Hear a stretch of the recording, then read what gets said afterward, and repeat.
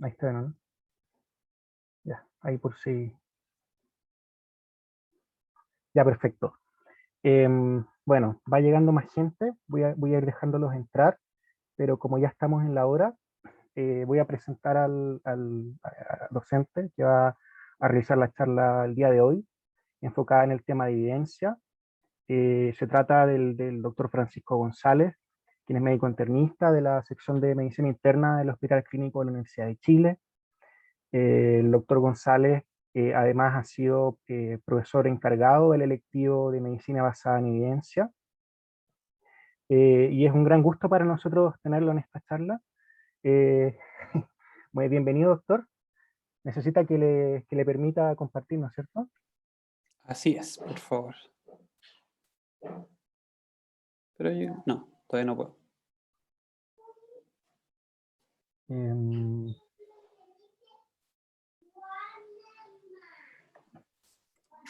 share screen. Ahora sí, ahora debería poder.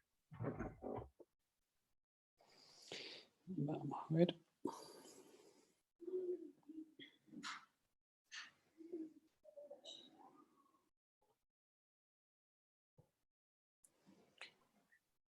Sí, se está viendo. ¿Sí?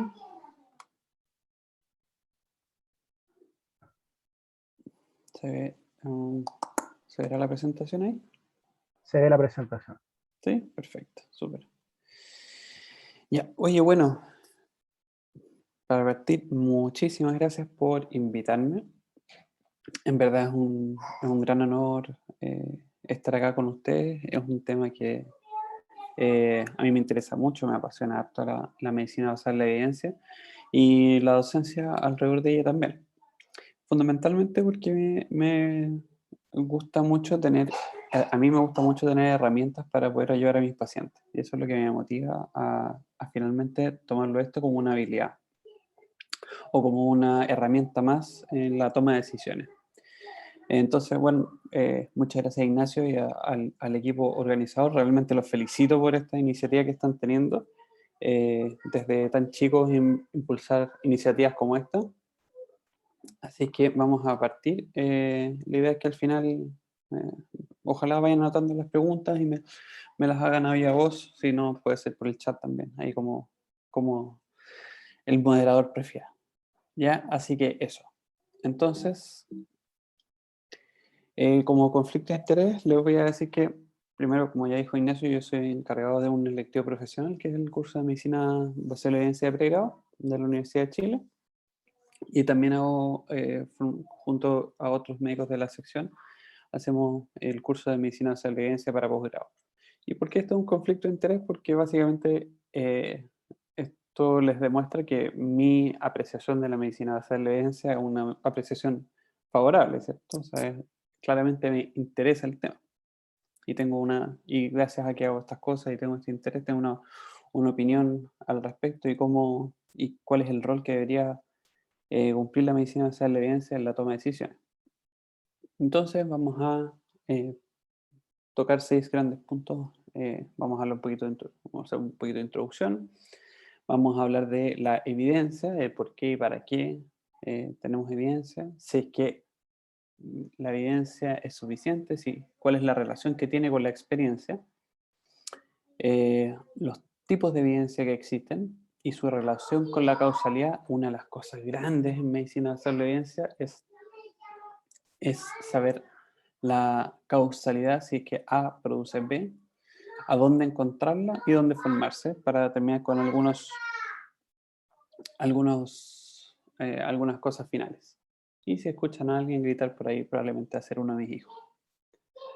Entonces, a modo de introducción, hay un creciente número de artículos médicos. Se dice que uno necesita más o menos unas 19 horas de lectura ininterrumpida al día para estar ¿cómo se llama?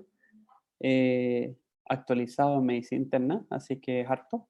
Medicina interna es una especialidad grandota dentro de la medicina, y tenemos muchos artículos de muchas corrientes, pero de todas maneras se requiere de mucho tiempo.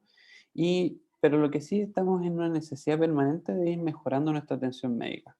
Los pacientes no, en absoluto hemos llegado al límite de de nuestras capacidades ni al límite de lo que los pacientes deberían tener.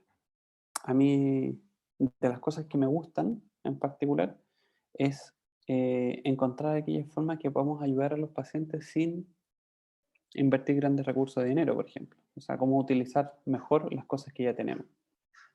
Em,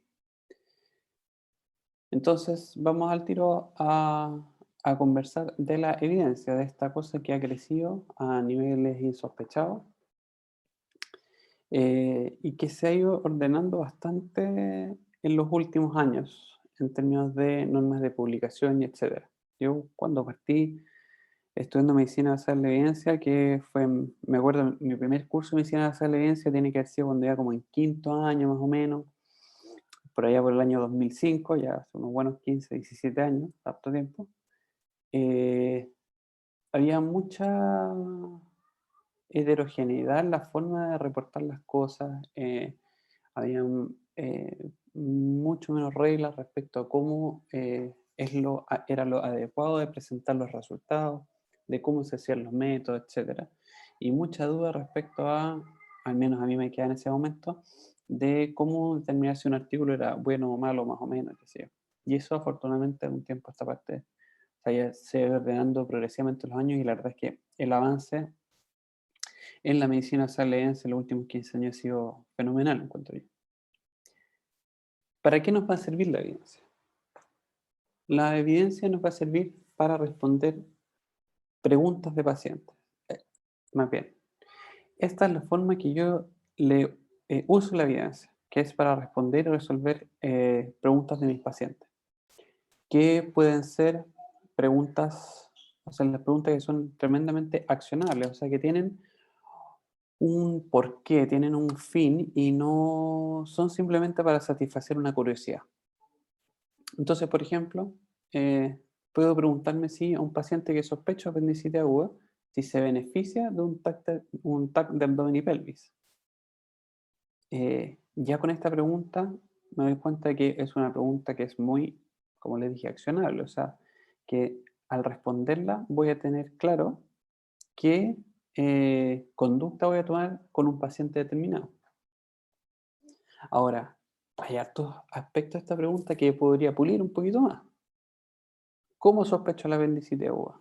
Porque no va a ser lo mismo una sospecha, no sé, pues, en un adolescente de 15 años respecto a un adulto mayor de 70 respecto de una embarazada. La, la- la clínica va a cambiar. ¿Qué quiero decir con se beneficia? Eso es un poquito vago todavía, ¿cierto? Entonces yo podría, en vez de se beneficia, si podría preguntar si es que una tomografía computada abdomen y pelvis disminuye las apendicectomías en blanco, es decir, mejora la precisión diagnóstica de lo que significa, o sea, del arte que hace el urgenciólogo o el cirujano, digamos, cuando evalúa al paciente.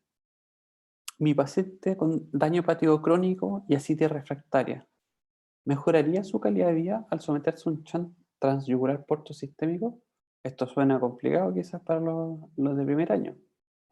Eh, pero básicamente se refiere a que si el hígado está enfermo, propone una resistencia fenomenal al flujo desde la porta que pasa por el hígado hacia la cava. Y si el hígado está muy enfermo, produce mucha resistencia, se produce ascitis, o sea, salida de líquido hacia la cavidad abdominal. Y no tengo, y hay algunos pacientes que podría ser de que si yo le hago un bypass a eso, o sea, si evito esa resistencia aumentada, podrían disminuir su ascitis. Pero eso lo va a someter a otros riesgos. Entonces, estas son preguntas que podrían, para responderlas, yo podría usar varias alternativas.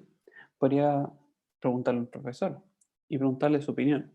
Y la opinión de él puede estar basada en muchas cosas, puede estar basada en la evidencia, pero también puede estar basada en su experiencia. Y esa información puede ser muy valiosa. Puede decirme eh, cómo les va en un determinado centro, por ejemplo. Pero si yo quiero cuantificar Porque el experto me va a decir, si es que lo basa en su experiencia, me va a decir, mira, la verdad es que nos ha ido muy bien con este procedimiento.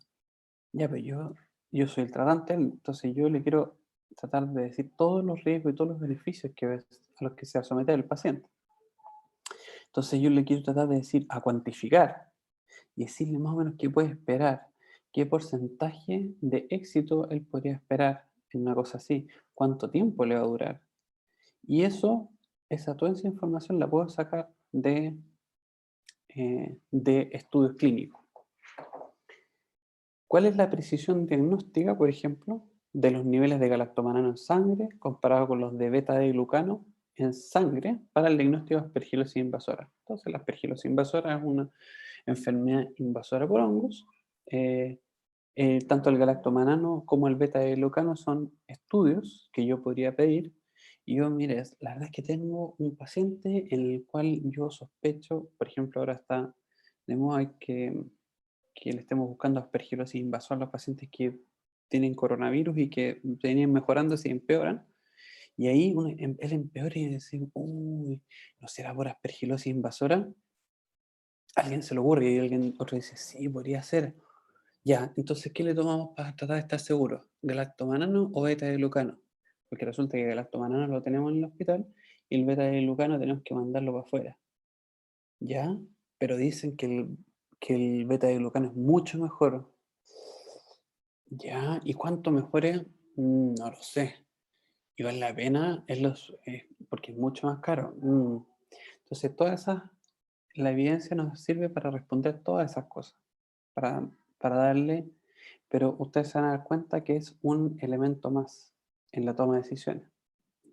¿Cuál es la posibilidad, por ejemplo, de que un paciente mío, que yo tengo, que tiene accidente cerebrovascular, le busqué por todas las causas de dónde pueda venir ese accidente vascular y no la encontré? Es de origen criptogénico. No tenía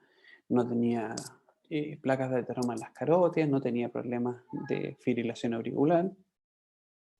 Entonces no sé dónde viene. ¿Cuál es la posibilidad de que él tenga un nuevo accidente vascular? A él le interesa mucho saber. Y eso lo voy a ver muy bien en un estudio, por ejemplo, en los cuales tome pacientes y los siga en el tiempo. Y eso me da mucha información. Puede ser complementaria a mi experiencia o la experiencia de un colega más experto que yo. Pero sin duda va a ser un elemento importante para poder entregarle esa información a ese paciente.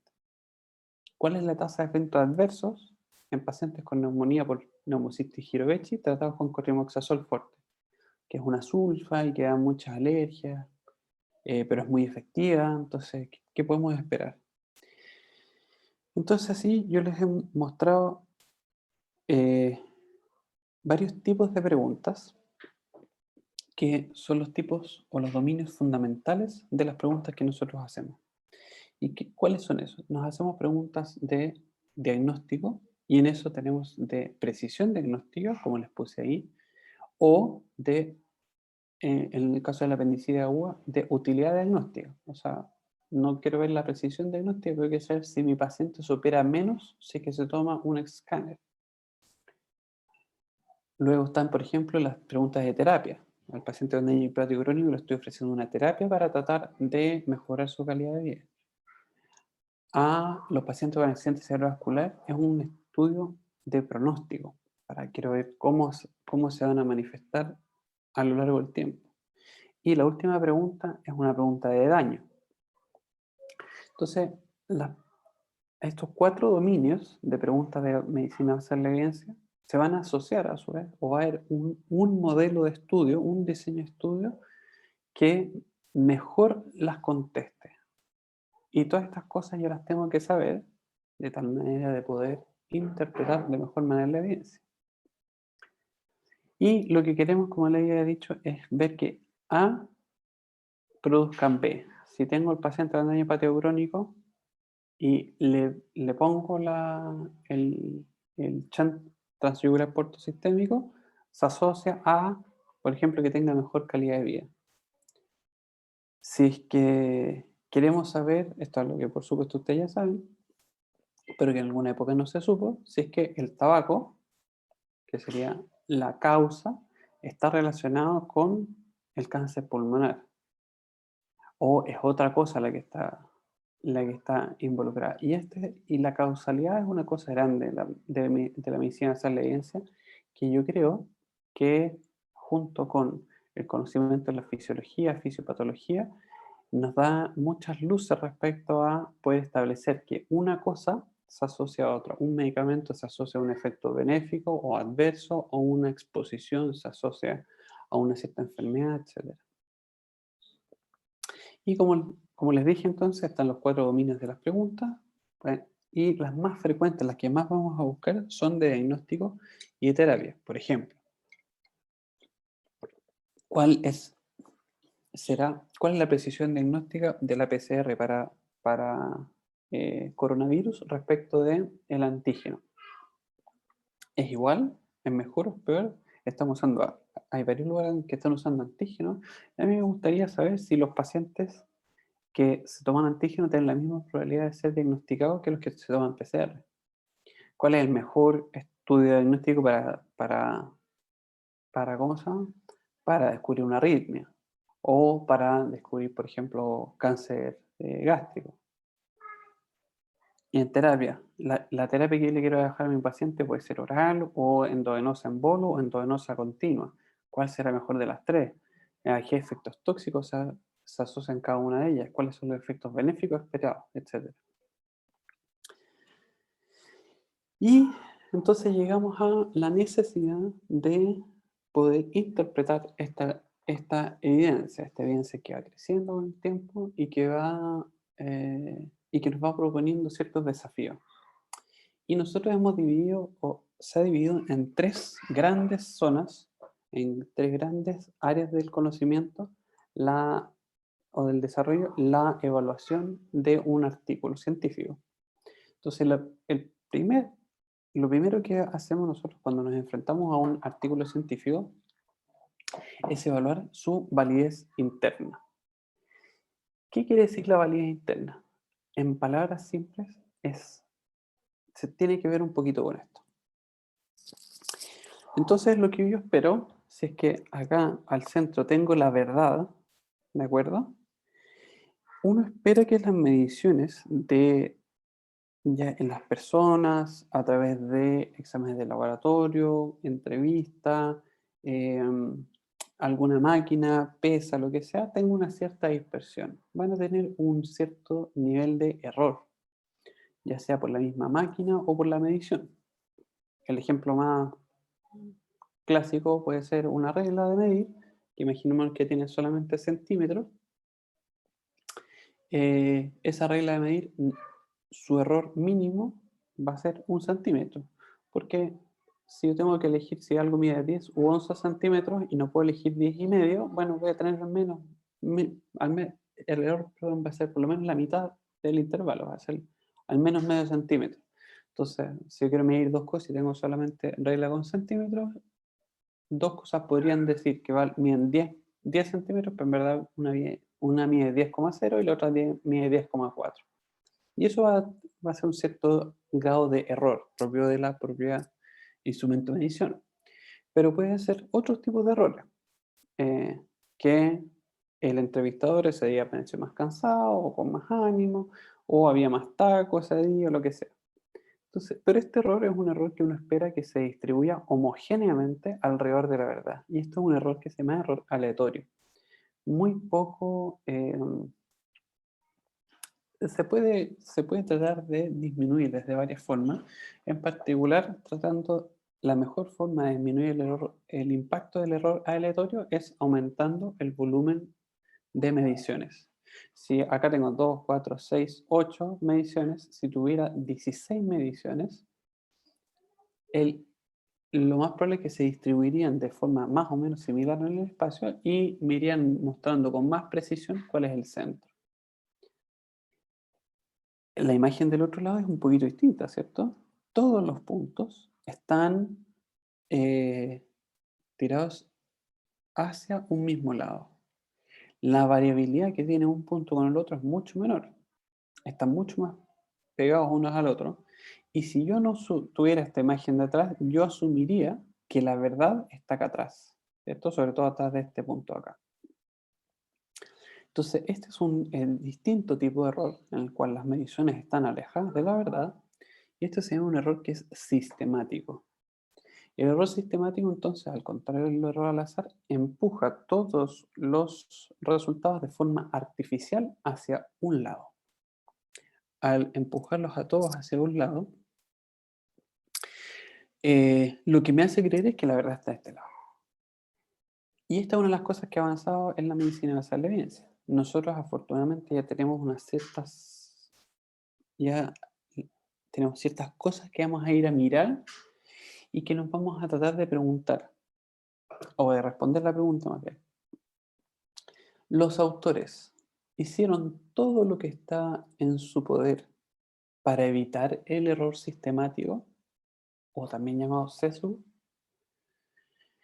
Entonces, esta parte es la parte es una de las partes interesantes respecto a al primer análisis del artículo. ¿Y esto dónde lo encontramos? Lo encontramos en la introducción, nos da un poquito el paraguas conceptual de por qué se crea este artículo. Eso ya nos puede dar un par de luces, pero donde va a estar el grueso de la información es los materiales y métodos.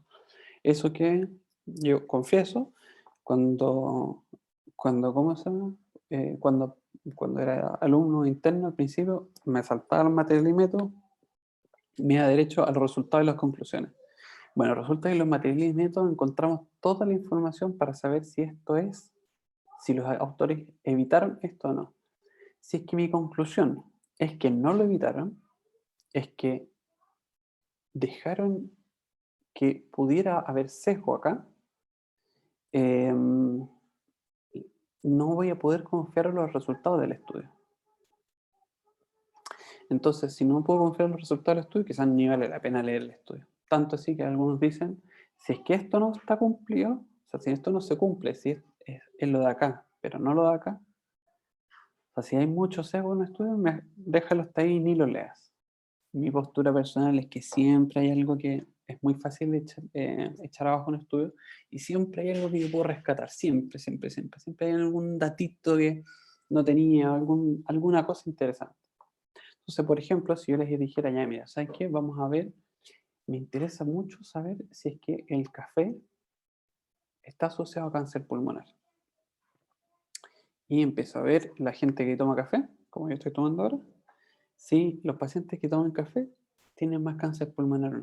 Y empiezo a mirar, y resulta que sí, los pacientes que toman café tienen más cáncer pulmonar. Y ustedes me podrían decir, ok, ¿y cómo se asocia el café con otros factores conocidos, otros factores de riesgo conocidos de riesgo para cáncer pulmonar? Ah, bueno, resulta que los que toman café también fuman más. De hecho, fuman mucho más. Y cuando tomo la variable fumar en consideración entre la relación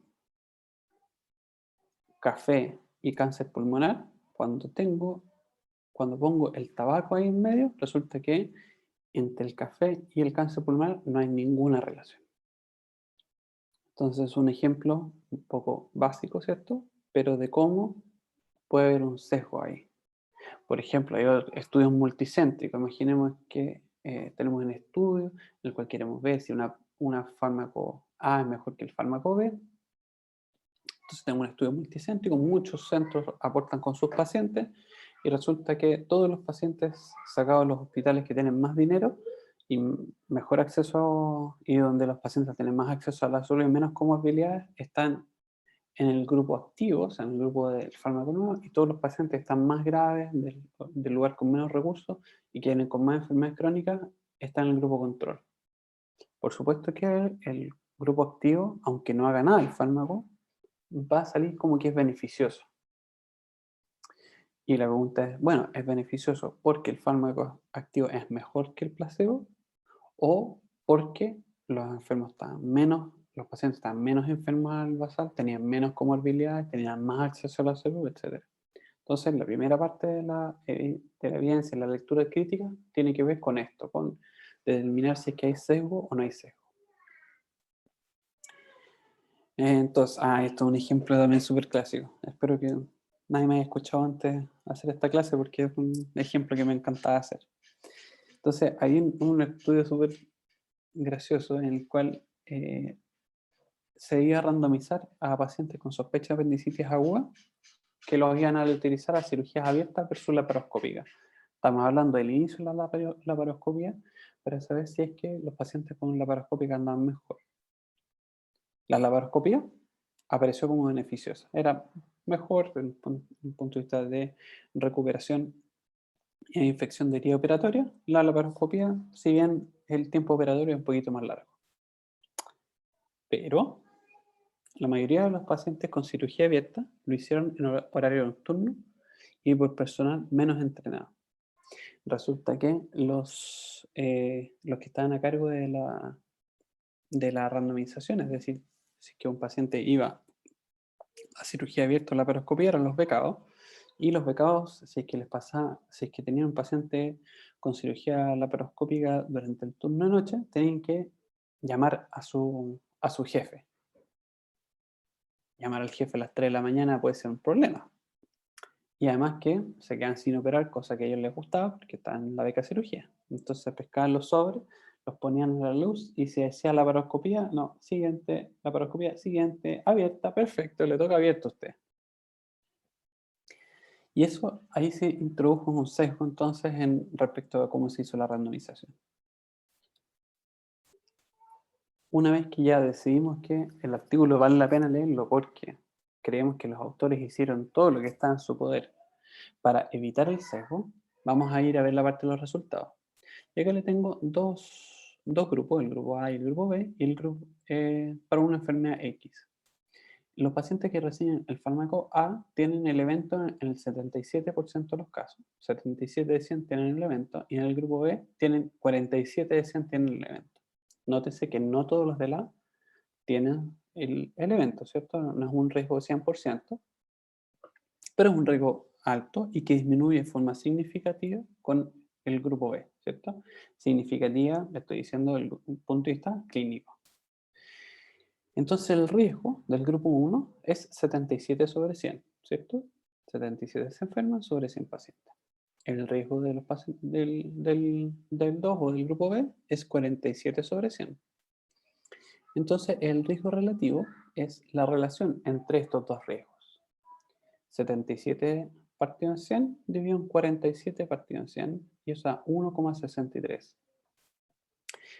Es 1,63 veces más probable de tener el evento en los pacientes que reciben el fármaco A respecto al fármaco B.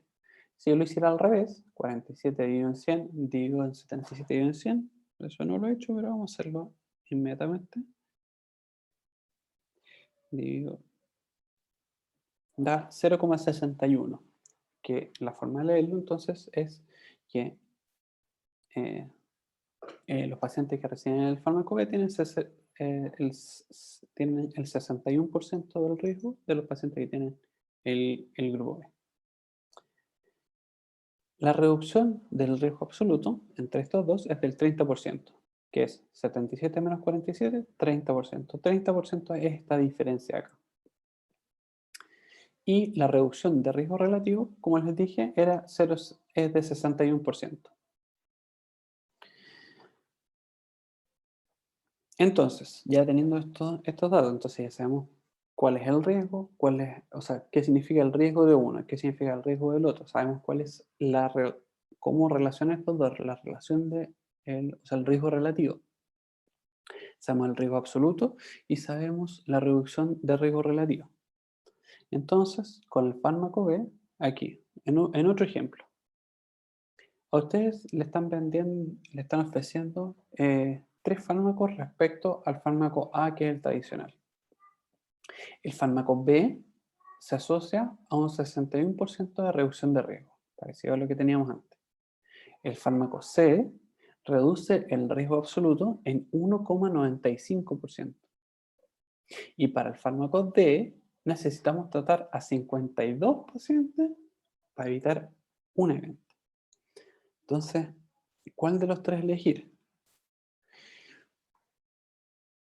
Yo no sé si los puedo ver a todos, ¿no? No les veo las cámaras, ¿cierto? No.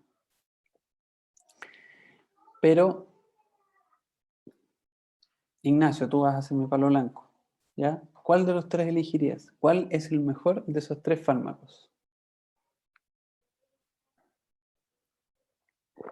Yo diría, em, podría ser el fármaco B, ¿o no? Podría ser el fármaco B. Yo intuyo que la mayor parte de las personas va a elegir el fármaco B porque disminuye, oye, gallo, disminuye un 61% el riesgo, 61%. Ya, pero lo que pasa es que eso es una reducción de riesgo que hablamos relativo. Entonces vamos a otro ejemplo. Este es el fármaco A, en el caso que le están ofreciendo a ustedes, y este es el fármaco B. Entonces, el riesgo de presentar el evento con el fármaco A es de 5%, de 5 en 100. El riesgo con el fármaco B es 3,05 en 100. El riesgo relativo es 5 partido por 100, partido por 3,05, partido por 100. 1,63. ¿Les suena esto 1,63? El mismo que vimos antes. 1,63. Pero esta diferencia, pero aquí, o sea, esta diferencia es la que cambia, ¿cierto? Pero es el mismo 1,63 que vimos antes. ¿Ya? ¿Por qué? Porque esto, dicho de otra forma, es el 61% menos que esto. Perdón, es el 61% de esto. La reducción de riesgo absoluto, en este caso, es de 1,95%. 5 menos 3,05, 1,95. La reducción de riesgo relativo es 61%. La misma, exactamente lo mismo que hemos dicho antes. Y el número necesario a tratar, que es el inverso de la reducción de riesgo absoluto, o sea, si yo tomo 100 dividido 1,95 es 52. O sea, resulta que el fármaco B, que tenía una reducción de riesgo de 61%, es igual al fármaco C, que tenía una reducción de riesgo absoluto de 1,95%, y que es igual al fármaco D, que necesitaba 52 pacientes para ser tratado. La habilidad para poder entender todas estas cosas, todos estos conceptos que no son mucho más complejos de lo que yo les estoy comentando ahora, hay algunas complejidades, pero para entender la gran mayoría de los estudios hay que entender estas cosas. La habilidad para entender estas cosas les va a permitir que ustedes puedan elegir de forma razonable lo mejor para su paciente. Si es que este es un remedio en que disminuye casi un 2% la mortalidad de un 5%, puede ser que sea interesante. Sobre todo si es medicina preventiva, por ejemplo.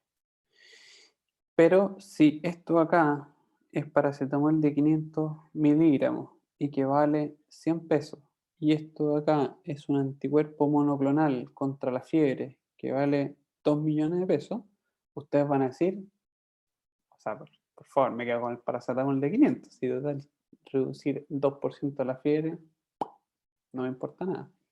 Entonces, poder ponderar las cosas que el beneficio de los pacientes y lo que se están viendo en los estudios es lo que les va a permitir a ustedes eh, poder discernir mejor si es que el paciente se va a beneficiar o no se va a beneficiar de esa terapia.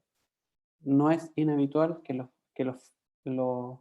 la industria farmacéutica nos presente estos números, la reducción de riesgo absoluto.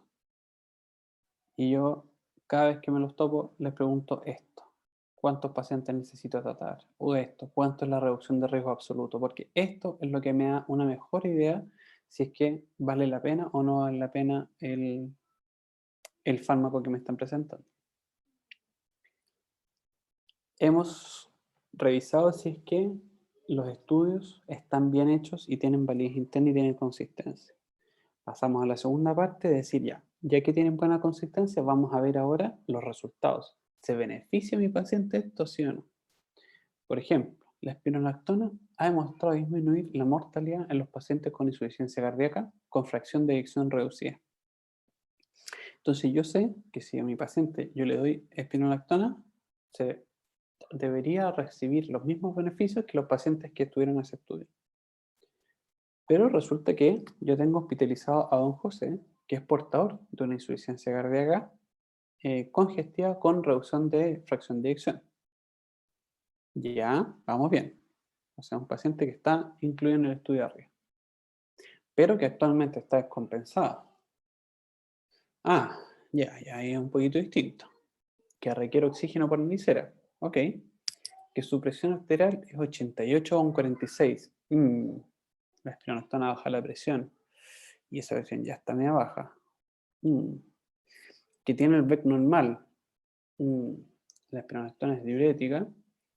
Y si no tiene exceso de VEC, de volumen extracelular, significa que yo lo voy a secar quizás más de lo que debería. Y si lo seco más que lo debería, va a bajar más la presión. Su creatinina de hoy es 3,45.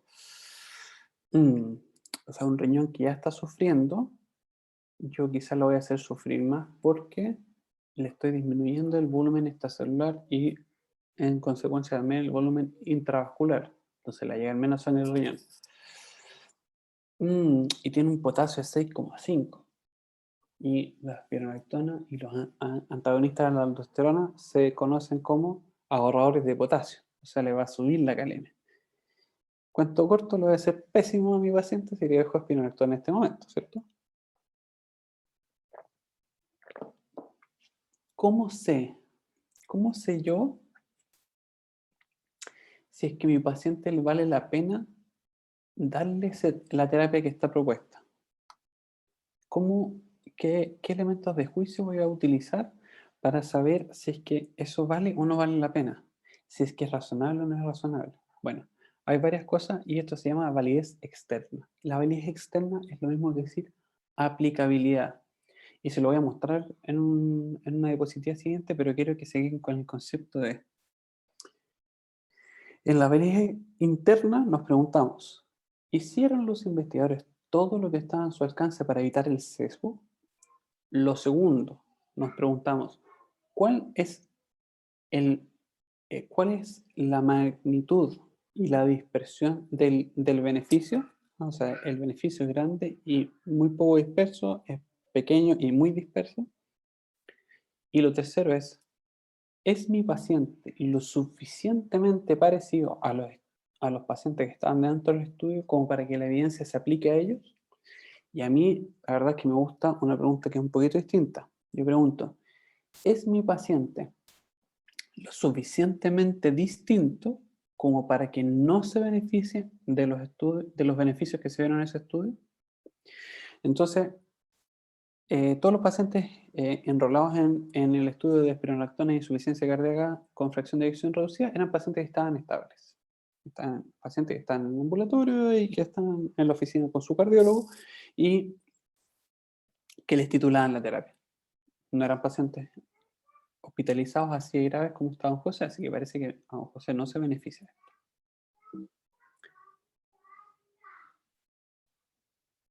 En suma, entonces la evaluación de la posibilidad de sesgo, ya lo dije, validez interna. Ponderar los resultados y teniendo en consideración cómo se expresan esos resultados, tanto en su magnitud como en su precisión. Si el resultado es muy impreciso, yo no voy a estar cada vez menos seguro si es que mi paciente se va a beneficiar de esa terapia o no. Y evaluar la prudencia de implementar las intervenciones sugeridas a mi paciente, que es la validez externa. En la validez externa caen otras cosas también. Es distinto si yo soy ministro de salud y quiero ver una medida que quiero que tenga impacto poblacional, a que si soy un clínico que estoy atendiendo a don José en una relación 1 a 1. Los costos y los beneficios se van a medir de una forma un poco distinta.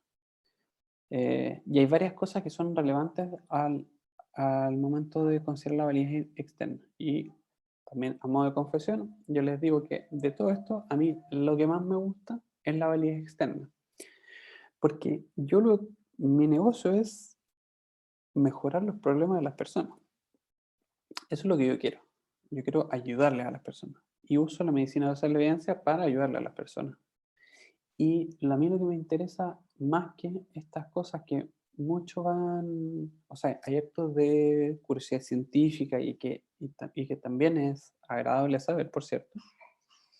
Mucho de las cosas que me gusta hacer es ver cómo aplico todo esto y lo llevo a la realidad de mi paciente. Y una misma intervención puede ser muy buena, dado que el estudio, un mismo estudio con la misma, mm, aplicando exactamente la misma evidencia, con la misma validez interna y los mismos resultados, aplicado en dos pacientes distintos, puede ser radicalmente distinto. Puede ser tanto que diga no vale la pena. Por ejemplo, la terapia anticoagulante y la fibrilación auricular. Los pacientes tienen fibrilación auricular, le damos terapia anticoagulante para que no se genere un coágulo en el corazón y se vaya al cerebro. Y tenemos que hacer el balance entre cuál es el riesgo de que haga el accidente vascular y cuál es el riesgo de que tiene de sangrar. Imaginemos que un paciente que tiene alto riesgo de hacer un accidente vascular y alto riesgo de hacer desangrar. Y están medio parecidos. O incluso puede estar un poquito desbalanceado y que tenga más riesgo de hacer el accidente vascular que de sangrar. Y un paciente me puede decir, ¿sabes qué? Mi señora se murió en un accidente vascular. Yo estuve con ella, la cuidé 1 año y medio con demencia vascular postrada. Yo por nada del mundo que un accidente vascular, me prefiero morir. Así, haz todo lo que sea necesario para evitar un accidente vascular. Perfecto, la terapia anticoagulante. Otro me puede decir, ¿sabes qué? Con la terapia anticoagulante ya sangré una vez y casi me muero del sangrado. Fue una experiencia atroz. Fue al frente de mi familia, todos se manchan de sangre, fue un desastre, están todos traumatizados. Eso no quiero que me vuelva a pasar en la vida. ¿Usted entiende que se puede tener un accidente vascular? Sí, yo prefiero eso. Ok, listo, dejemos lo otro. Entonces, ¿cómo los valores de los pacientes, cómo se meten en la toma de las decisiones? Porque finalmente ellos los que van a experimentar el riesgo y el beneficio de las terapias, ¿cierto? Nosotros nos vamos a ir por la casa buenos y sanos en teoría y vamos a traspasarle todo ese riesgo y todo ese beneficio a ellos. Entonces, por cierto que los necesitamos a ellos en la toma de decisiones. ¿Cómo se imbrica entonces la experiencia? Ya les di algunas pinceladas, ¿cierto? Respecto de la aplicación externa, de la aplicabilidad externa, ¿cierto? Ahora les voy a mostrar una cosita distinta, que es en diagnóstico. Nosotros, todos los pacientes, cuando llegan con nosotros y no sabemos qué es lo que tienen, estamos acá. Tenemos, por una parte, un umbral de confirmación de una enfermedad y un umbral de rechazo de la enfermedad. Entonces, si el paciente llega con fiebre 3 días, que no siente, digamos, los olores, que viene con un poco de tos, ¿cierto? Se siente mal, le duelen los músculos y tuvo contacto con un familiar cercano con coronavirus hace 5 días y tiene una PCR positiva para coronavirus. Y yo la verdad es que no necesito hacerle un test de antígeno para saber si tiene coronavirus o no tiene coronavirus. Ya está acá, ¿cierto? Ya está confirmado el coronavirus. Yo le puedo hacer algún test diagnóstico distinto para diagnosticar otra cosa. Por ejemplo, le puedo hacer un escáner, pero no para diagnosticar coronavirus, sino que porque quiero ver la magnitud del compromiso pulmonar. Entonces hay un punto sobre el cual no tomamos más exámenes porque la cosa ya está dicha y no hay nada que hacer. Por otro lado, hay umbrales de rechazo en términos de que si el paciente no tiene ningún síntoma y viene con nosotros y no se ha contactado con nadie y ya está en una cabaña solo aislado y le hace una PCR y sale negativa, yo no tengo que hacerle un test de antígeno ni un escáner para decir que tiene coronavirus. Ya pasó para abajo. Ya está en el umbral de rechazo del diagnóstico. Entonces, ¿cuándo tomamos exámenes nosotros? Cuando estamos acá. En esta zona, una zona gris, ¿cierto? Una zona de incertidumbre. Yo no, en una zona, mira, ¿sabes que el paciente tiene un poquito de fiebre? Alguna alteración al olfato tiene, pero nunca ha tenido muy buen olfato y tiene un poquitito de moco y le duele un poquitito en los músculos y venimos y retrocedimos en el tiempo y estamos en marzo del 2020 donde casi no habían pacientes con coronavirus, entonces es una época mejor de la vida, ¿cierto? Entonces aquí, claro, y tengo que hacer una PCR, porque no tengo idea si es que tiene o no tiene. Tengo que salir de acá. Entonces, de la probabilidad pretest, nosotros saltamos a la probabilidad post-test. Entonces, lo que yo quiero es que el test me saque de esta incertidumbre, me saque de esta zona gris de acá y que me lleve a, ya sea, que me permita cruzar el umbral de confirmación o cruzar el umbral de rechazo. Y, por ejemplo, si el test me sale positivo, o si me sale negativo, podría haber estos escenarios, ¿cierto? Me sale positivo y tengo una misma probabilidad pretest, una PCR positiva me hace cruzar el umbral diagnóstico hacia arriba y me confirma el diagnóstico. Y una PCR negativa en un paciente que tenga baja sospecha me va a hacer descartarlo. Por ejemplo, si esto es marzo del 2020, lo más probable es que una PCR negativa me ayude a descartar esto. Y ya estamos en febrero, ahí sí que no había nadie, salió negativa, no tiene. Resulta que esta PCR negativa ya tipo junio no era tan abajo el valor, sino que era más parecido a esto. Y nos pasó con muchos pacientes que el test salía negativo y nos dejaba igual en esta zona de incertidumbre. Y hay algunos estudios diagnósticos en los cuales, clásicamente, si salen, o sea, que pueden compartir algunas de estas características. Por ejemplo, si tengo un paciente que tiene una infección y le tomo hemocultivo, le saco sangre y la voy a cultivar a plagas Petri y después para mirarla de aquí a 2, 3, 4, 5 días y ver si hay una bacteria. Si sale positivo, me va a confirmar probablemente que es una infección bacteriana, ¿cierto? Pero si sale negativo, no me va a descartar que hay una infección bacteriana. La mayor parte de las celulitis que son bacterianas no tienen hemocultivos negativos, solo el 2% lo tiene positivo. Otro ejemplo, el dímero D, que es un producto de degradación de la coagulación, entonces se forma un coágulo y en la medida que se forma un coágulo, ese coágulo el cuerpo se lo va comiendo y eso va dejando unos pedacitos que se llaman dímero D. Y eso se puede medir en sangre. Y si es que está muy alto, me va a significar de que hay un coágulo dando vuelta. Entonces, en los pacientes yo sospecho que tengan tromboembolismo pulmonar, es decir, que tienen un coágulo que viajó normalmente a las piernas, se fue por la cava, aurícula y ventrículo derecho, y se va hacia el... Uy, estoy súper atrasado. Y se va hacia el pulmón, entonces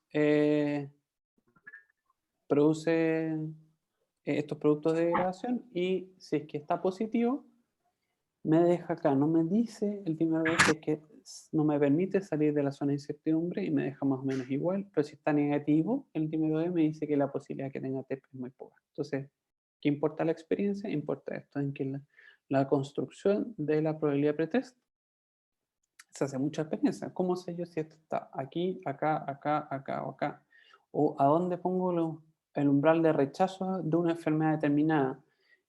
Probablemente no es lo mismo el umbral de rechazo que necesito para, no sé, cáncer que necesito para un resfrío. Lo mismo el umbral de confirmación. Yo para diagnosticar cáncer y partir quimioterapia necesito tener muchísima seguridad. No puedo tener nada de inseguridad. Entonces este umbral en el caso del cáncer va a estar muy arriba. Y para eso se necesita experiencia. Lo mismo pasa con don José.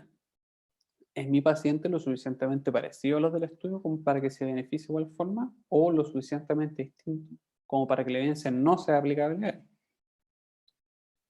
Entonces la experiencia se nutre de muchas cosas, de fisiología, de fisiopatología, por cierto, de pacientes. O sea, nosotros todos nos nutrimos de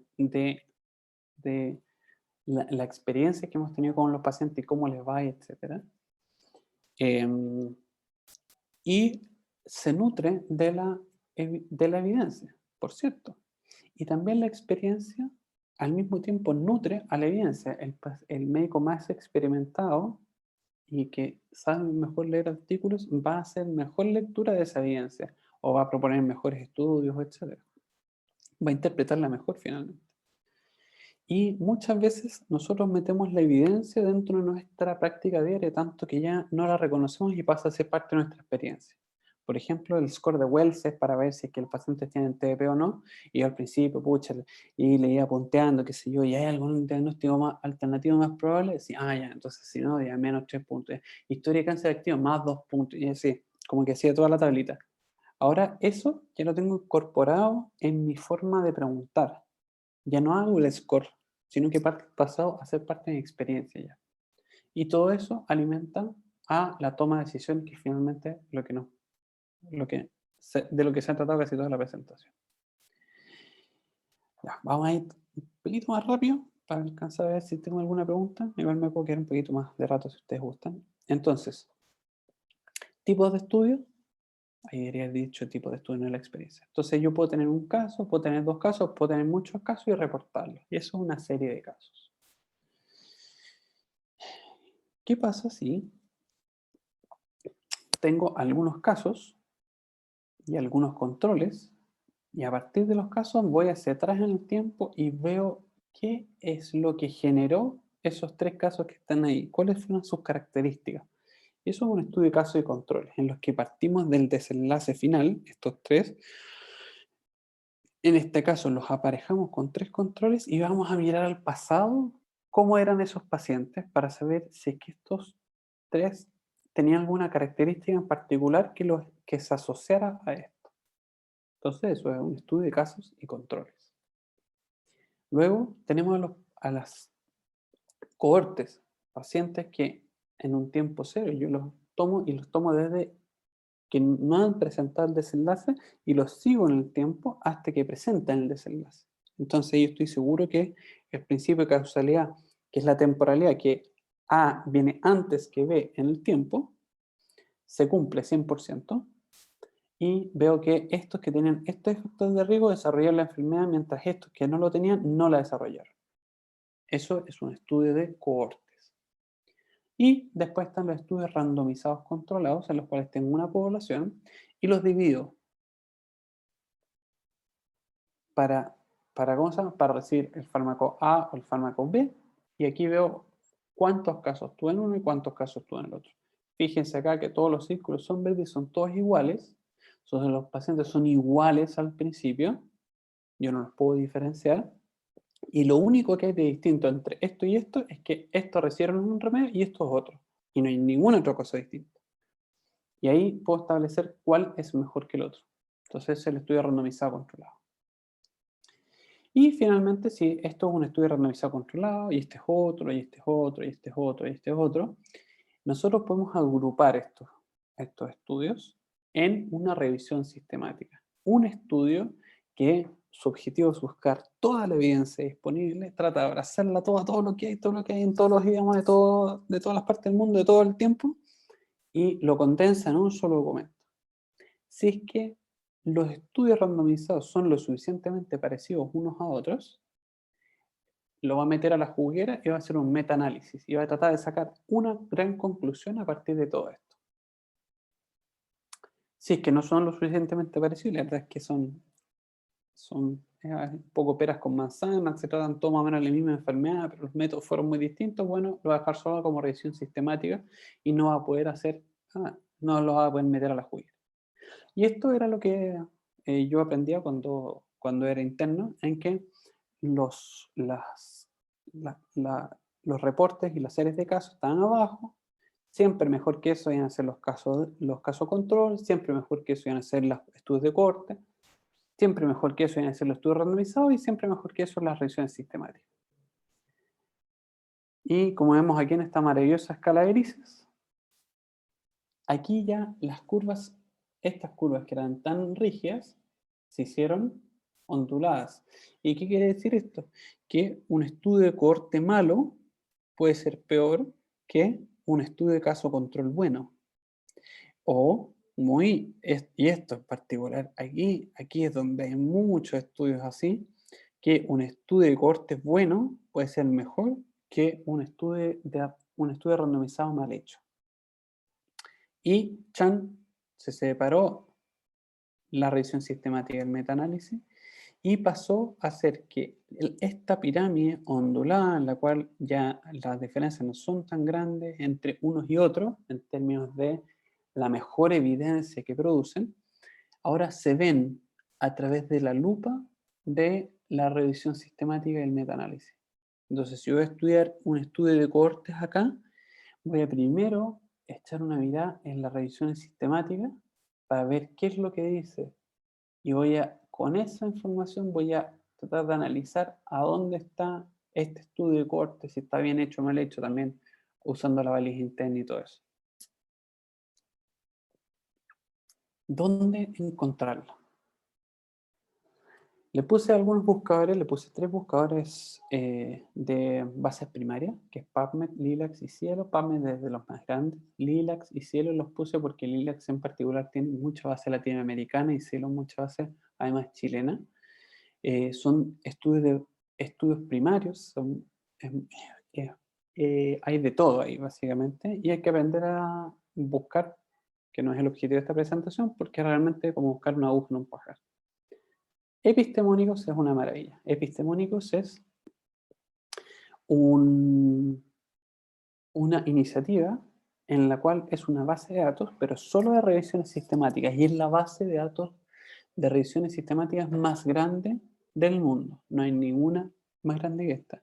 Y para mí es básicamente como el Google de la medicina en general. Y les cuento otra papita, es que esta base de datos tan grande que les muestro yo, que es realmente el Google de la medicina en general, está hecha por un chileno. Así, triple y cuádruple meritoria. Entonces, ¿y cuál es la premisa de Epistemónicos? Que si ustedes tienen un estudio, una revisión sistemática que tiene esos estudios, y tiene esta que tiene estudios completamente distintos, y tienen esta que tiene estudios completamente distintos, y tienen esta que tiene estudios que se parecen uno, lo más probable es que las revisiones sistemáticas que compartan al menos un estudio respondan la misma pregunta. Entonces aquí este es igual a ese, puede ser igual, y ese igual a ese. Y la gracia de este sitio es que, por ejemplo, aquí todas estas revisiones sistemáticas comparten algunos colores. Entonces, presumiblemente, todas responden a la misma pregunta. Y en Epistemónicos les permite tener esto, que es uno de los grandes avances de la medicina basada en la evidencia. Esto es la evidencia, la mejor evidencia respecto a espironolactona y su disminución de la mortalidad en pacientes con insuficiencia cardíaca. Entonces aquí tenemos todos los estudios primarios y aquí tenemos todas las revisiones sistemáticas que se han hecho.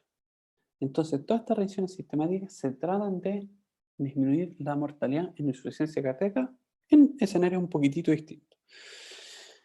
Como comparten estudios primarios, este sitio las puede enlazar y las pueden encontrar todas, porque también pasa que hay muchas revisiones sistemáticas. Entonces yo puedo ver que, por ejemplo, esta de Sekowitz del 2009 es probablemente la que tiene más artículos, pero habría que ver si estos artículos son de la mejor calidad o no, y la voy a comparar quizás con esta de Burnett, que es la más reciente, que tiene mucho menos artículos. Al posarme acá yo puedo ver si, que, por ejemplo, esto se trata solamente de pacientes hospitalizados. Ah, ya, no me interesa, voy a mirar otra. Entonces, esta posibilidad es buenísima, y además que ustedes pueden llegar a esto encontrando cualquiera de estos. Entonces basta que ustedes encuentren uno de estos para que el sitio lo lleve a esto. Y esto lo hizo un chileno, y esto es lo que ha revolucionado un poco la búsqueda de la evidencia. Entonces, si aprenden de acá de que tienen que entrar epistemónicos, necesita solamente texto libre y que pueden llegar a esto, es más que suficiente. Les pido encarecidamente, por favor, que lo revisen. ¿Dónde formarse? Solamente un par de palabritas. Hay varios lugares donde vale la pena formarse. En la Universidad de Chile hay cursos de diplomados de medicina basada en la evidencia y lectura crítica. En la Pontificia Universidad Católica también. En la Universidad de los Andes tienen programas bien interesantes que han salido hace poco, principalmente en la forma de diplomado. En la Universidad de San Sebastián lo mismo. Y este que es el Centro de la Medicina basada en la evidencia de la Universidad de Oxford. También está McMaster, que fue la cuna probablemente de la medicina salvadoreña, así como la Universidad de la Frontera, etc. No da para ponerlos todos, hay multiplicidad de cursos tanto en Chile como en el extranjero donde se pueden formar. En particular, ya les comenté que yo hago el curso electivo profesional en la Universidad de Chile, así que también son bienvenidos ahí. Y como mensaje final, entonces, la evidencia me parece que responde a una necesidad de actualización permanente. Necesitamos saber cómo analizar críticamente la literatura de tal forma de que podamos beneficiar a nuestros pacientes con el mejor cuidado posible y cómo se relaciona la evidencia y la experiencia en la toma de decisiones. Este es mi equipo.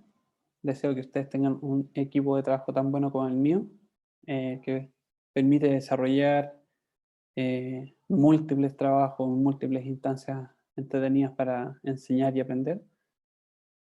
Y eso es todo por ahora. Muchas gracias.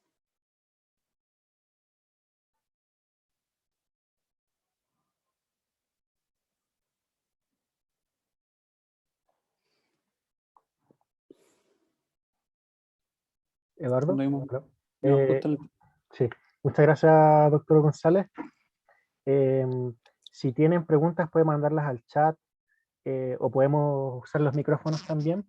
Creo que Eduardo había recolectado algunas cosas, ¿o no?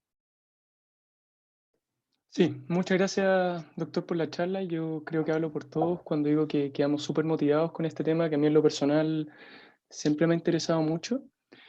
Y algunas de las preguntas que nos han ido surgiendo, pueden seguir dejando preguntas en el chat. Si quieren las dejan para todos o me las pueden enviar a mí o a Ignacio. O pueden prender sus micrófonos también. Micrófono. Eso mejor. Pueden levantar la mano. Una pregunta que nos habían dejado es: ¿cuál ha sido el rol de la evidencia en pandemia? Por ejemplo, en esta situación crítica que hubo, muchos tratamientos se usaron con poca evidencia. Está el famoso caso de la hidroxicloroquina, este artículo que salió en el JAMA, que después se tuvo que retirar. Entonces, Nos volvimos locos, pues, ¿qué querés que te diga? O sea, salía todos los días un volumen de información diario terrible y leímos nosotros de todo, desde la física de las partículas y cómo volaban en el aire y qué sé yo, y a ver si es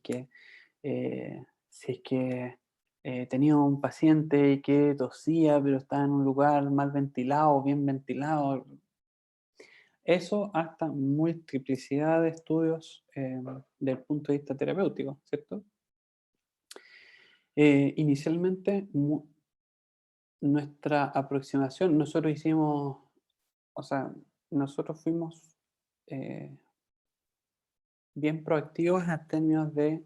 a ver, yo y mi grupo nos hemos dedicado mucho a la medicina de la evidencia, entonces usamos las herramientas que teníamos como para generar un protocolo rápido. Y nosotros, nuestra primera versión del protocolo de atención de pacientes COVID fue hecho en fecha de marzo del 2021, como 10 días antes que nos llegara nuestro primer paciente. Y eso fue una síntesis de la evidencia hasta ese momento. Y mezclamos mucho la evidencia con la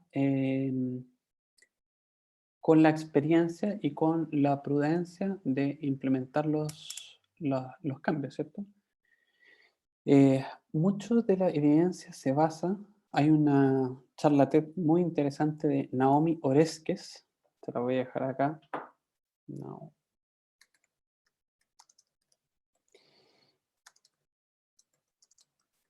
Es una charla en inglés, pero tiene subtítulos en castellano, en la cual ella habla en 20 minutos de por qué creemos en la ciencia, por qué creer en la ciencia. Y su postura es que creemos en la ciencia porque, no por el método científico ni nada, hay varias razones por las cuales no es eso, sino porque creemos en el colectivo del conocimiento, en el hecho que la evidencia tenga que ser matizada y tenga que pasar por varios filtros de expertos, de que la evidencia nueva tiene que enmarcarse desde cierto punto, salvo que desafíe paradigmas previos dentro de los paradigmas que tenemos ahora. por cierto que puede desafiar nuevos paradigmas, etc. Pero es una cosa muy cultural. Excelente, Ignacio, te pasaste. Es súper interesante, en verdad, es muy entretenida la charla. Y en ese momento, claro, no había un consenso cultural. Entonces, ¿cómo hacerlo en ese momento donde había un volumen de información súper grande? Y bueno, utilizamos la poca información que teníamos, haciendo un balance cuidadoso respecto a cuáles eran los riesgos a los que sometíamos a los pacientes. Entonces, los riesgos que nosotros los sometíamos, por ejemplo, la hidroxicloroquina puede prolongar el QT, y si prolonga el QT, puedo exponer a mi paciente a hacer arritmias, y yo trabajo en sala básica en el hospital y no tenemos monitor, y está difícil hacer un electrocardiograma a todos los pacientes con coronavirus, porque realmente eran 500 pacientes, o sea, eran muchos pacientes, y además no sabemos cómo. Si metíamos el electrocardiógrafo dentro de la pieza, iba a quedar contaminado. ¿Cómo sacamos el electro sin que se contaminara? Todo un etapa. Entonces, la evaluación de riesgo hizo que nosotros tuviéramos una postura. Lo mismo con los corticoides inicialmente. Nosotros no había cero evidencia que los corticoides iban a servir. Los corticoides en general en otras enfermedades virales no sirven. Entonces, si tú traías todo el conocimiento de la fisiopatología conocida hasta ese momento, la verdad es que corticoides no era muy buena idea. La evidencia vino después con el recovery, un estudio, pucha, el recovery, así en palabras súper simples, es una base de datos de internet. Tú tenías un paciente, perfecto, usted lo tiene, escribís una base de datos para adentro, y la base de datos te decía, ya, dale esto. Y tú, sin hacer un gran estudio científico en términos de toda la implementación, estos que estuvieron a 3.000 o 4.000 pacientes reclutados en 3 meses, y tuvieron los resultados en 4 meses, lo cual es un absoluto récord para la generación de conocimiento. La verdad es que la pandemia en ese sentido y el exceso de información nos pilló bien parados en términos de la expertise que tenía el grupo respecto de la ponderación de la nueva evidencia. Aún así, yo te diría, no es que la hayamos achuntado más, porque en verdad nosotros al principio no dejamos corticoides, por ejemplo, no había por dónde dejarlo, pero nos ayudó a metabolizar un poquito la enorme cantidad de información, y pudimos ir ahí surfeando la ola de la incertidumbre, ¿no? Pues, a la medida que venía más información, bueno, la íbamos actualizando nuestros protocolos. Eso, pero tema complejo. Súper, muchas gracias. A continuación, Vicente Pérez quería hacer una pregunta, parece. Había levantado la mano. Sí, muchas gracias. Muy buena presentación. Me gustó mucho. Y una de las... lamento no tener prendida mi cámara, pero estoy con el celular, así que eso. No se preocupe, Pero no se preocupe. una de mis preguntas tiene relación con el tema de que un paper, una publicación, por lo instantáneo, lo novedoso que puede ser, puede llegar a ser falseado. Y ha pasado. Mi pregunta tiene relación con cómo nos podemos percatar de eso. Sabemos que incluso revistas importantes pueden tener este tipo de errores, vamos a decir. Sí, es difícil. Es difícil, es importante.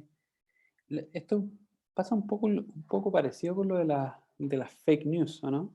Que te llega una cuestión y uno tiene ganas como de reenviarlo, hacer como clic, o aplicarlo en tu paciente, y tú decís, a ver, ¿cómo me protejo yo de las fake news? Bueno, voy y busco en distintas bases de datos y veo qué es lo que opina el resto, o si se reproduce este mismo dato, voy a ir a las fuentes, ¿es verdad eso que están diciendo? Y 89% de las fake news tú te das cuenta en 2 clics que son mentiras. Aquí pasa un poco lo mismo, pero es un poquito más difícil porque está como todo este halo de academia, ¿cierto? Y de seriedad, y hay veces, como tú súper bien dices, que son revistas grandes en las que uno en general confía, en las que han caído en esos errores, digamos. Mucho ojo a los comentarios, mucho ojo a la propia experiencia, cuando se proponga una cosa que sea radicalmente distinta a todo lo que se sabe, vale la pena tenerle ojo, ¿cierto? No estoy diciendo, o sea, nueva evidencia, la ciencia por definición es cero dogmática, ¿cierto? Nosotros no creemos nada porque hay que creerlo. Lo creemos porque tiene una cierta base científica y que se coincide con esto, con esto, con lo otro. Pero puede haber una investigación que sea rompedora de paradigmas, total. Y que te diga, no sé, es que esto que estamos haciendo está súper mal, en verdad va para el otro lado. Creo que siempre hay que estar dispuesto a aceptar el cambio, pero estamos hablando de pacientes. Estamos hablando de nuevo de que yo le voy a hacer eventualmente un daño a mi paciente con la intervención que yo esté tomando. Un consejo sabio podría ser, no hay que ser el primero, pero tampoco hay que ser el último. Entonces, si es que tú le vas a dar a tu paciente el último artículo que salió de la última cosa, lo más probable es que sea un fármaco o una técnica que tenga menos experiencia, tú vas a tener menos experiencia también con eso, no vas a saber tan bien o no vas a estar tan reportado los efectos adversos, no vas a saber con completa seguridad si es que está, si ese único artículo está repetido en otras partes. Entonces, si que hay una evidencia de que un fármaco funciona, esa evidencia se probó en un lugar, después un grupo distinto de investigadores hace lo mismo en otro lugar y tienen resultados que son parecidos. Ojalá no están teñidos con dineros de la industria, pucha, se va creando un poquito una inercia, ¿cierto? Un momentum de la evidencia que te va a decir, ok, puedes confiar en esto. Va un poco por ahí la cosa, pero no ser el primero ni el último puede ser un consejo sabio. Súper. Otra pregunta, profesor, es que, bueno, esta ya es mía. Tengo entendido que, digamos, los mismos conocimientos o hay conocimientos compartidos entre lo que es la salud o medicina basada en la evidencia, la investigación misma, la salud pública, epidemiología. Entonces quería preguntarle si en su unidad o en su sección se ha dado espacio para estos conocimientos, aplicarlos ya no solo en interpretar evidencia, sino en generar evidencia. Si hay proyectos en ese sentido y si hay espacio para que unidades de medicina, o qué espacios hay o qué oportunidades hay para que unidades de medicina o de otras carreras, de cuidado, en enfermería, etcétera, que son clínicos, eh, apliquen evidencia, pero también participen en la generación de evidencia. ¿Y qué importancia tiene? Súper interesante la pregunta, Ignacio. A ver, en mi sección es una zona de alto interés, pero que, siendo sincero, es un poco más débil en varios términos. Yo he hecho investigación primaria en delirium, con estudios randomizados en delirium, en funcionalidad adulto mayor, por ejemplo, en impacto de tabaquismo en pacientes hospitalizados. Estamos terminando ahora una revisión sistemática de la colaboración Cochrane, que nos tiene bien orgullosos, de un test diagnóstico para delirium. Estamos terminando de editar un artículo que espero que salga publicado respecto de coronavirus.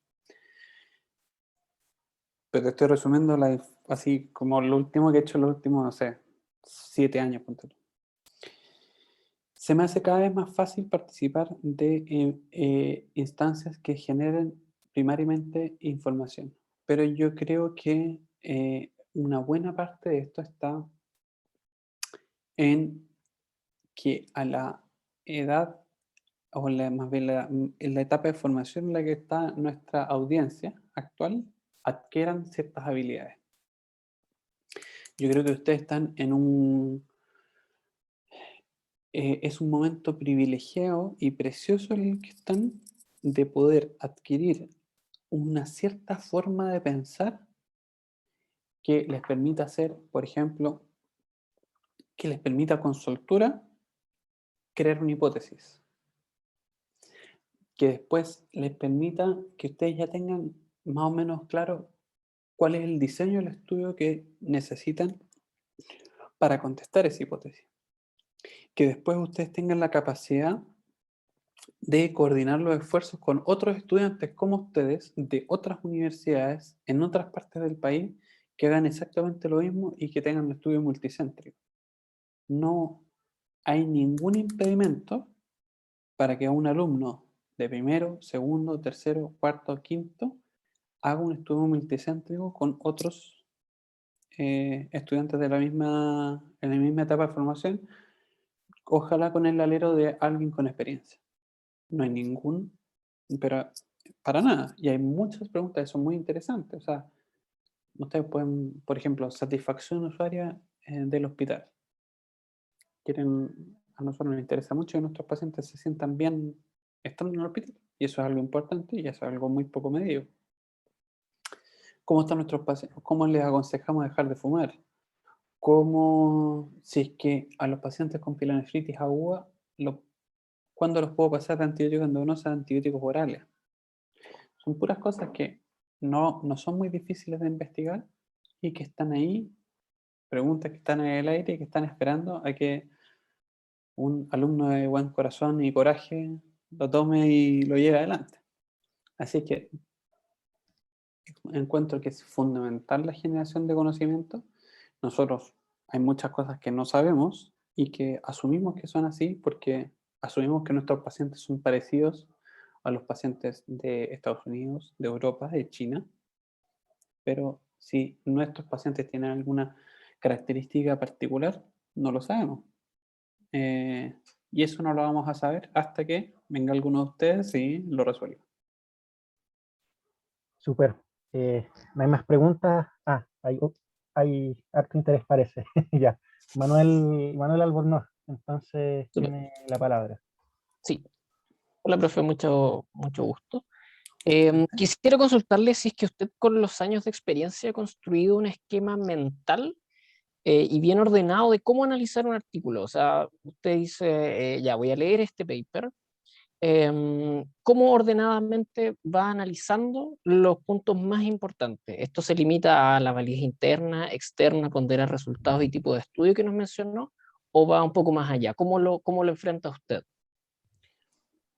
La verdad es que, claro, entre más experiencia uno tiene, es más fácil leer artículos. Yo me acuerdo cuando estaba en el internado, me podía demorar toda una tarde en leer un artículo. Y ahora la verdad es que, no sé, puede ser en 15 o 30 minutos ya tengo el artículo,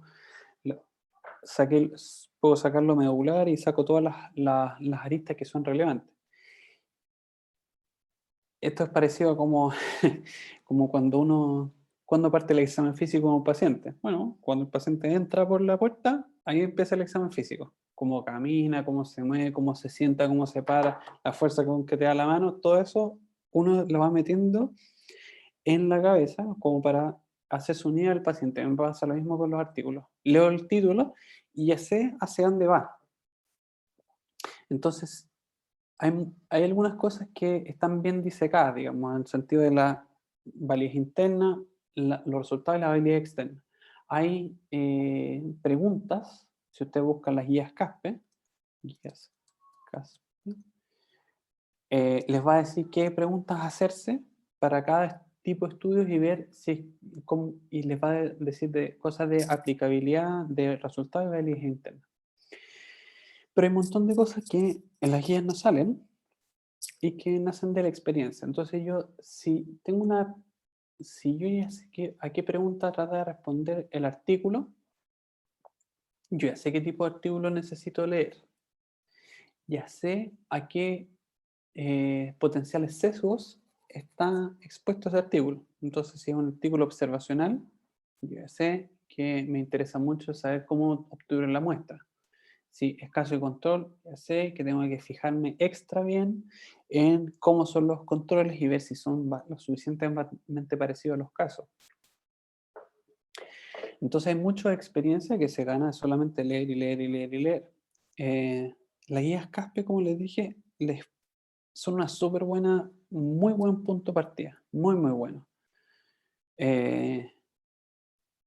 Después pasa que lo encuentran súper bueno y después, si son como yo, se van a empezar a aburrir de las guías CASPE porque muchas son siempre las mismas preguntas y después van a empezar a hacerse sus propias preguntas y ahí sí que se pone interesante la cosa, porque van cambiando, depende mucho de la patología que estás hablando. El otro día estaba en una actividad con los becados y los becados me preguntaban, pucha, si hay un artículo que es randomizado y los dos grupos se supone que son iguales, pero resulta que hay algunas diferencias entre uno y otro, ¿cuándo dice que esas diferencias son lo suficientemente importantes como decir este estudio está mal hecho? O está bien hecho y es parte del azar nomás.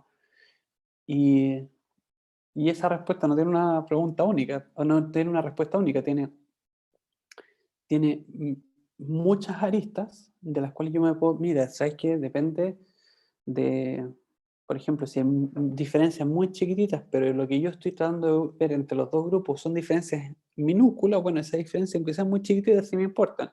O la verdad es que yo estoy tratando de buscar diferencias súper grandes, así que no me importan. O la verdad es que la fisiopatología de la enfermedad, ¿me entendí? Entonces, cada uno se va haciendo un método, yo creo, para contestar tu pregunta, una forma razonable de partir haciéndose el propio método es con estas guías, están en español, están para cada tipo de artículo. Vale mucho la pena familiarizarse con ellas porque les va a dar un marco de referencia súper importante.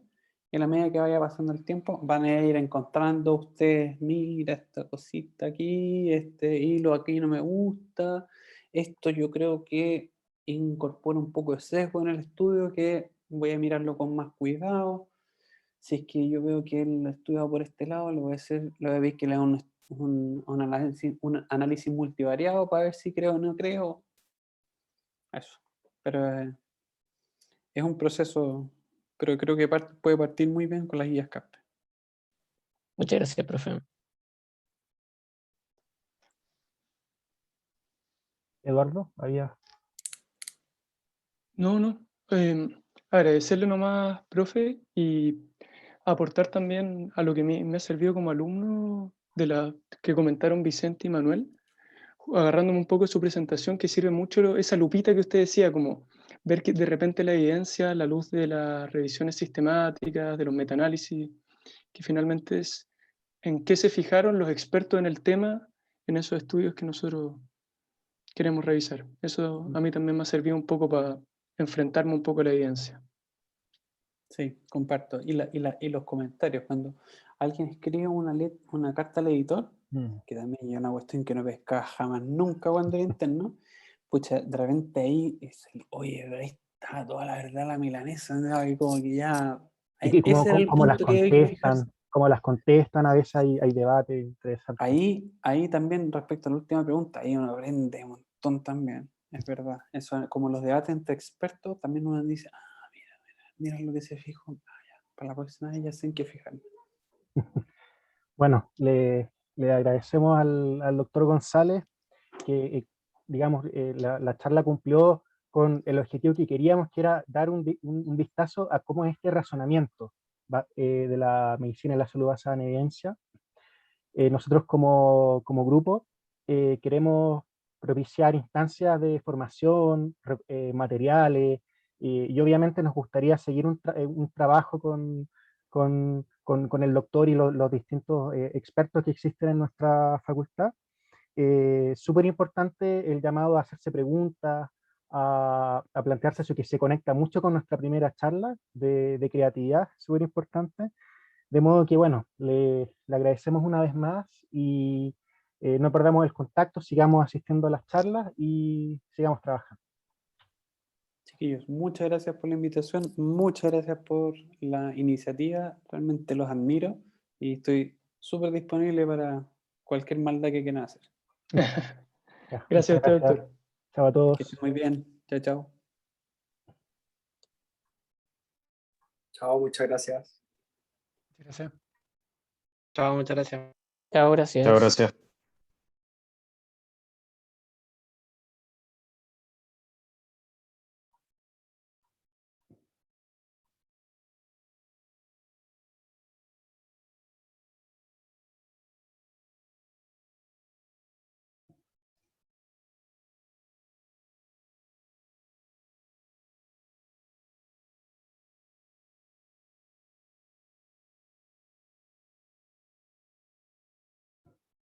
Oye, no se quedó el Jaime, pues. ¿Me lo queréis presentar? Eh, Buena. Oye, bueno, el profe. Buena la Oye, charla. sí, pues porque simplificó, o sea, es una buena introducción a... Ah, Sí, o espérate, sea, voy a dejar de grabar y después lo voy a editar. Espérate.